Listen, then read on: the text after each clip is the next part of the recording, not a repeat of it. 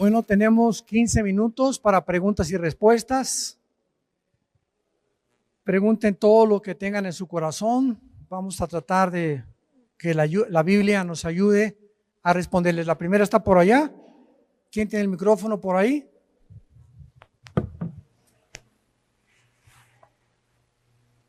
Bueno, buenas noches, querido pastor. Pastor, yo he leído en el Antiguo Testamento, en lo que refiere al rey David, acerca de el Arca de la Alianza. El Arca de la Alianza en la actualidad, ¿sí existe? ¿Físicamente existe? No. Y la segunda pregunta sería, ¿qué importancia tuvo en los cristianos el Arca de la Alianza? En los cristianos no tiene ningún simbolismo. Solo eso antes de la cruz, porque era el símbolo de la presencia de Dios en medio de su pueblo Israel. Y en el año 70, cuando los romanos destruyeron y no quedó piedra sobre piedra, ¿verdad?, sepultaron todo absolutamente, hasta los documentos rabínicos que había fueron perdidos. Y después fueron poco a poco recobrados a través de diversas recopilaciones que hicieron, pero perdieron todo. El menorá tampoco volvió a existir.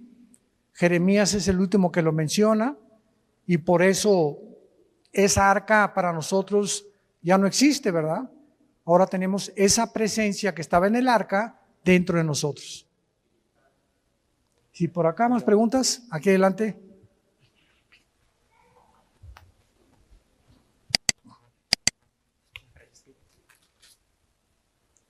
¿Qué tal, pastor? Muy buenas noches a todos. En el último tiempo, con el empoderamiento de la mujer, con todo esto de las feministas, hay iglesias que he visto que exhortan a las mujeres de la congregación a ser pastoras. Y la pregunta ¿es correcto que la mujer sea pastora o tenga ese llamado a ser pastora? La voluntad de Dios es permisiva y directiva. Dios ordenó desde el Antiguo Testamento y en el Nuevo Testamento que el hombre tuviera el liderazgo del gobierno, de la iglesia y de la familia. En una familia donde el hombre no es el líder, hay matriarcado, y esa familia está bajo un juicio de Dios. En una iglesia donde una mujer sea la cabeza, no es una iglesia que esté funcionando adecuadamente, y en un gobierno tampoco, aunque hay excepciones. Muy bien. ¿Por qué hay iglesias con pastoras? Porque Dios lo permite como un juicio para los hombres. Entonces hay iglesias que es una vergüenza que no haya un hombre que haya sido levantado como un líder y que Dios haya tenido que permitir, porque no es la voluntad de Dios. Dios quiere que los hombres tengan el liderazgo desde el Antiguo hasta el Nuevo Testamento de su casa, de la iglesia y de las naciones.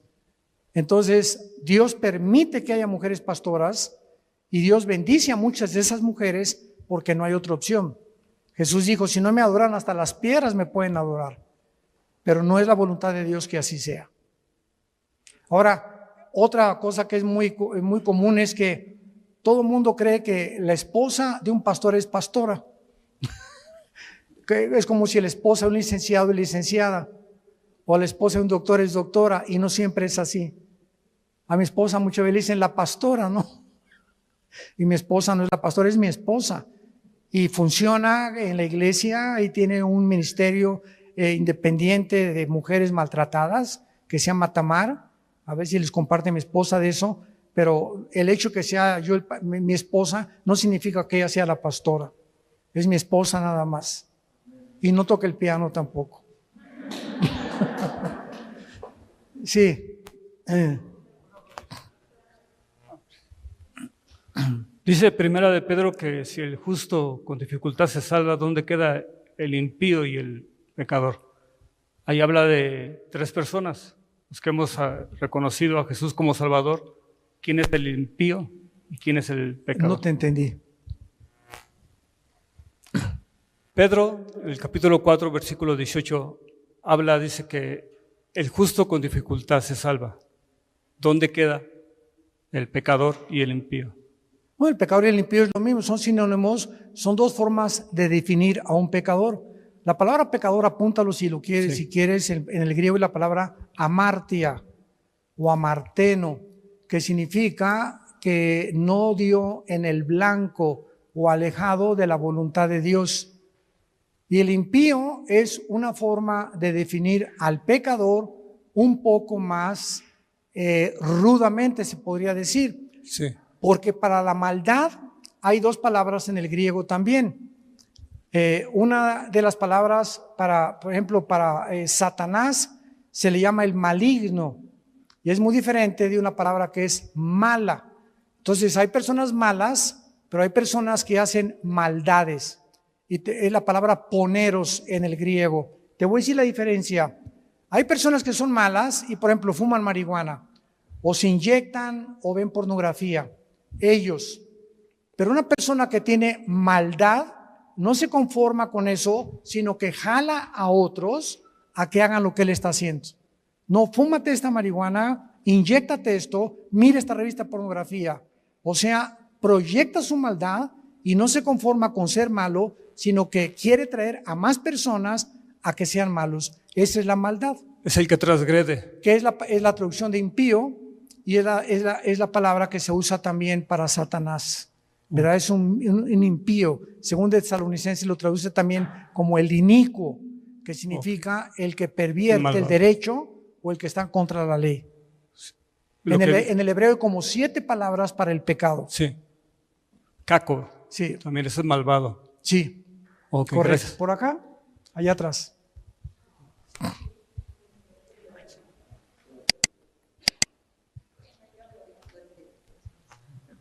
Sí, hermano, no sé si entendí mal.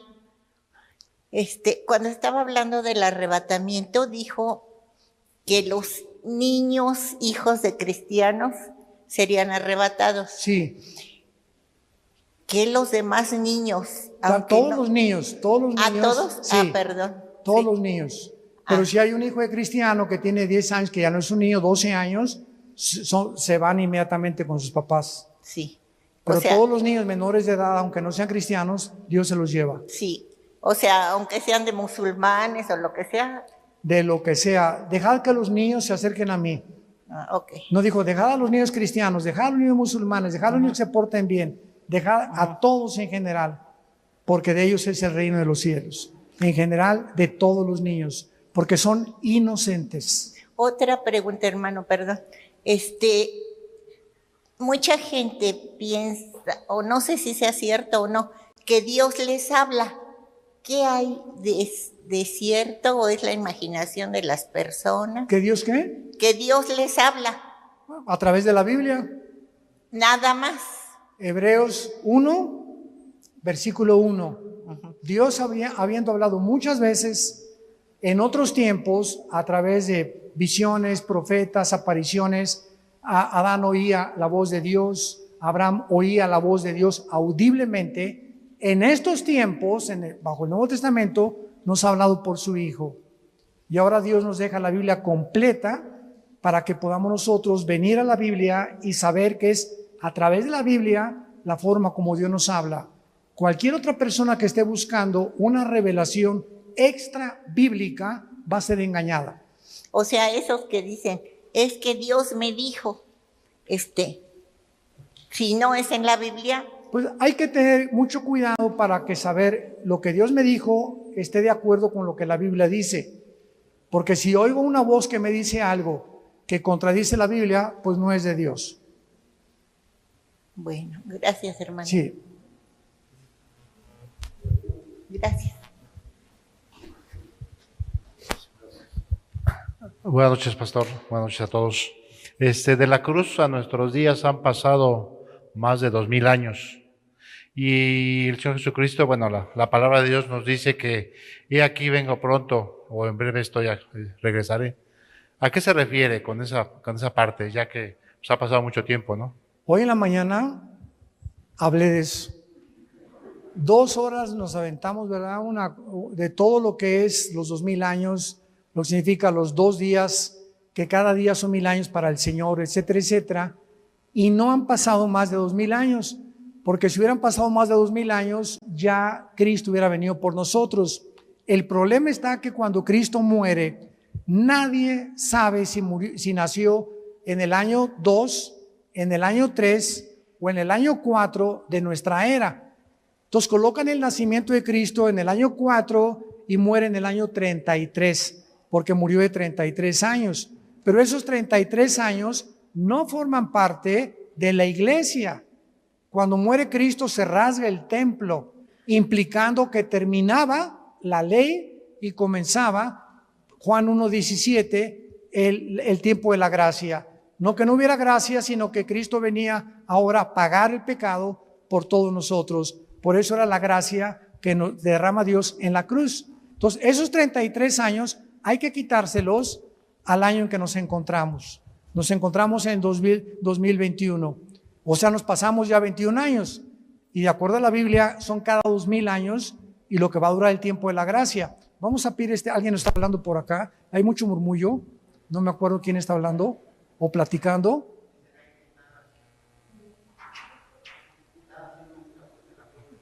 ¿Están haciendo una fogata? ¿Reunión de oración? Perdón, entonces, disculpa la interrupción. Entonces, estamos atrasados nosotros 30 o 33 años. Yo lo que hablamos hoy en la mañana.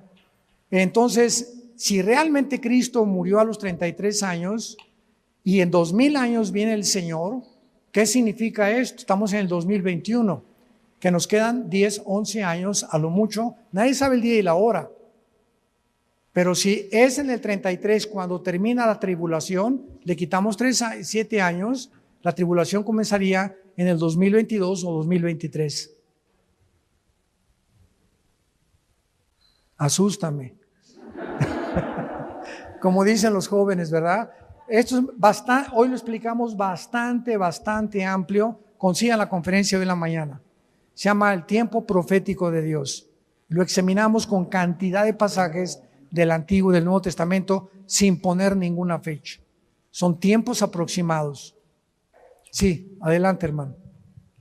Con respecto a eso, pastor, en la mañana comentó también de que existen dos calendarios, el calendario judío, que dice que es de 360, y el gregoriano de 365. ¿Con cuál calendario es que hay que atender las fechas que menciona la Biblia? 360. 360, Sí, claro. Entonces eso implicaría que si fuera 2000 años exactos y se cumplieran a partir del 33, no sería en el 2033, sino sería más adelante. ¿Por qué? Porque serían 5 años menos por año. Así es. Bueno, es que cuando se cambió el calendario lunar, que es el de los judíos de 30 días por mes y 360 días por año, al calendario gregoriano, que por ejemplo, el mes de febrero tiene 28 días y los años bisiestos, y se aumentaron 365 días, minutos y segundos de más. No son exactamente 365 días. Hubo un cambio y estamos hablando de bastantes años. Entonces es el cálculo que se hace de que si calculamos a 360 días por año desde el calendario gregoriano, fueron 300 años de la época cristiana en que se siguió el calendario lunar. Entonces el calendario gregoriano ha estado vigente por 1700 años, no por 2000 años. Ok, y la siguiente pregunta, pastor, también mencionó acerca de una vaca rosa. ¿Qué simbolismo es o qué significa eso? ¿Máscara rosa? Vaca, ¿Cómo? una vaca. Ah, vaca. La vaca roja o la vaca lazana en el libro de Levítico era uno de los sacrificios donde moría, y la palabra holocausto, cuando se ofrecía en holocausto, significa ofrenda quemada.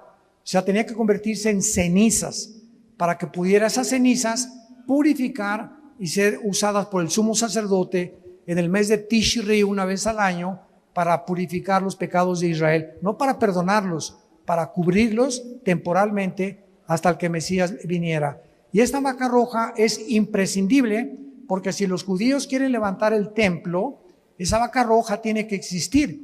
Hace una semana, 2 semanas se encontraron una, llegaron los rabinos y la tienen que examinar que no tenga ni un pelito blanco, y le encontraron 3 pelos blancos. y la descalificaron. Y creían que ya era la que habían encontrado, ¿no? Pero tiene que ser roja de los pies a la cabeza para que sea la que la Biblia establece para los judíos, ya no para nosotros. Gracias. Sí. Ahí atrás. ¿Quién? ¿Tú eres Miriam la que cantaste? ¿No? No. Ah, es que te pareces. Buenas noches. Gusto en saludarle, pastor. Aquí está Miriam. Quería, me dijo Alan que Miriam. Discúlpame, es que quería felicitarte por tu voz que Dios te dio. Cantas precioso. Tengo dos preguntas, si me permite. La primera, ¿considera usted que ya estamos dentro de las 70 semanas que relata el libro de Daniel? No, esas son los 7 años de tribulación. La iglesia no va a estar en la tribulación. Nosotros somos, de esto se trató este estudio, somos sacados en el arrebatamiento. Cuando la iglesia salga, Dios regresa a tratar con esas 7 años que le faltan a la semana 70 de Daniel. Por eso se llama la semana 70 de Daniel. Y cuando Dios termine con ellos, entonces ya terminó con la iglesia, termina con Israel y entramos judíos y cristianos al reino mesiánico de Jesús de 1000 años. Ok, la siguiente pregunta es, ¿a qué se refiere la Escritura cuando habla del pecado de muerte en 1 de Juan 5:16? La muerte física. El 1 Corintios capítulo 5, Santiago capítulo 5. Si veis algún hermano, dice en 1 Corintios 5, que el tal sea entregado a Satanás para la destrucción de la carne, a fin de que el espíritu sea salvo. Ahí demuestra que no se pierde la salvación, por ejemplo, ¿no? Era un hermano que vivía en fornicación con parece que era la madrastra. Sí, la madrastra. Y Pablo se enoja porque los líderes no habían disciplinado a ese hermano y ordena que él muera físicamente. Cuando un cristiano no se arrepiente, y Dios sabe nada más que ese cristiano no se va a arrepentir, pero es un cristiano que ha nacido de nuevo, que ha sido regenerado por el Espíritu Santo, que es cristiano, Dios se lo lleva antes de tiempo. Y es lo que se llama el pecado de muerte. Muchas gracias. Sí. Dos preguntas más. Gracias. ¿Se dan cuenta que son más las mujeres que preguntan? Qué pena, ¿verdad? Tengo 2 preguntas. Una, somos espíritu, alma y cuerpo. Cuando morimos, el cuerpo se queda. El espíritu es el que se va con Dios. Y el alma. ¿Y el alma también? Lo vimos en Génesis 35. Al Porque morir se le salió mencionó que el alma es la mente, ¿verdad? ¿Perdón? Mencionó que el alma se es la encuentra mente. la conciencia de lo que usted es Sí. en el alma. Por eso al morir mantiene esa conciencia y usted está consciente en la otra vida de su existencia y usted sabe cuando muera quién era usted. O sea, vamos a estar conscientes de quiénes éramos antes de irnos con el Señor. En el Evangelio de Lucas, cuando muere Lázaro y cuando muere el rico, ¿se acuerda? Que se encuentran los dos sí. en el Hades, Sí. que no es una parábola, es una historia real, porque en ninguna parábola se mencionan nombres propios. Y aquí se menciona a Lázaro y a Abraham, que son personajes bíblicos. Entonces nos damos cuenta que cuando estaba el rico en el infierno, ve a Lázaro y le dice, moja mi lengua con un poco de agua, dándonos cuenta que estaba consciente de quién era Lázaro y le habla a Abraham y le dice, Padre Abraham, ahora sí, ¿verdad? Y Abraham le dice, ¿sabes una cosa? Que en la vida fue esto y el otro, pero ahora aquí ya no hay manera de que yo pueda ayudarte. Entonces vemos que en la otra vida tenemos conciencia de nuestra existencia y vamos a reconocer cuando muramos, ahí está Adán, ahí está Pablo, ahí está Santa Claus. No, Santa Claus no. Bueno, y la otra, hermano. Ni los Reyes Magos tampoco. También. Después de que el Señor venga por su iglesia en el rapto, después de eso, en la gran tribulación, ¿va a haber salvos? ¿Va a haber qué? ¿Va a haber personas que se salven? Va a ser el más grande avivamiento que hay. Lea usted Apocalipsis capítulo 7 del 15 en adelante y vi una multitud y le preguntó a Juan a uno de los ancianos, ¿quiénes son? y le contestan, estos son los que salieron de la gran tribulación. Una gran multitud, porque los 144,000 judíos que se van a encargar de predicar el evangelio, que ya la iglesia no va a predicar, lo van a terminar de predicar ellos, es cuando dice Mateo 24, será predicado el evangelio en todo el mundo y vendrá el fin. La iglesia no va a terminar de evangelizar al mundo, lo serán los 144,000 judíos. Se terminó el tiempo,